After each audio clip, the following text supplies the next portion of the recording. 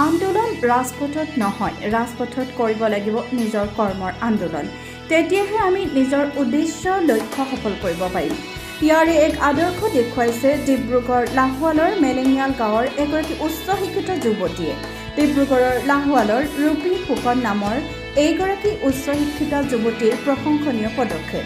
নিজে সংস্থাপন হোৱাৰ লগতে আনকো দেখুৱাইছে আদৰ্শ। ডিব্ৰুগড় বিশ্ববিদ্যালয়ৰ এগৰাকী ছাত্ৰী হৈ নিজৰ কেইটামান টকাকে মূলধন হিচাপে লৈ পদে পথে নিজৰ ঘৰতে তৈয়াৰ কৰা বিভিন্ন সুস্বাদু কেক বিক্ৰী কৰি বহু টকা উপাৰ্জন কৰিবলৈ সক্ষম হৈছে। কেক বিক্ৰী কৰা টকাৰে নিজৰ লাগতিয়াল সামগ্ৰী লোৱাৰ লগতে অভাৱ দূৰ কৰিবলৈ সক্ষম হৈছে। দৈনিক বিভিন্ন প্ৰান্তত নিজে গৈ কেক যোগান ধৰে তেওঁ।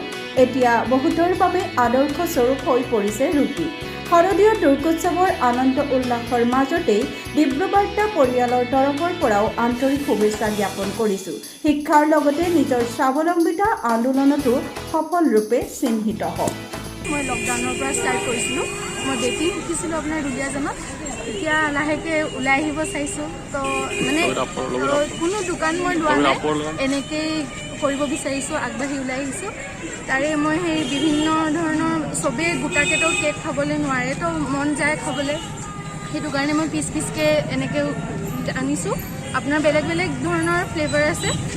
একচুৱেলি মই ছ'চিয়েল মিডিয়াটো আজিকালি জানেই আপোনালোকে, সেই ছ'চিয়েল মিডিয়াৰ থ্ৰু দিয়ে মই বহুত এনেকৈ ভিডিঅ' চালোঁ।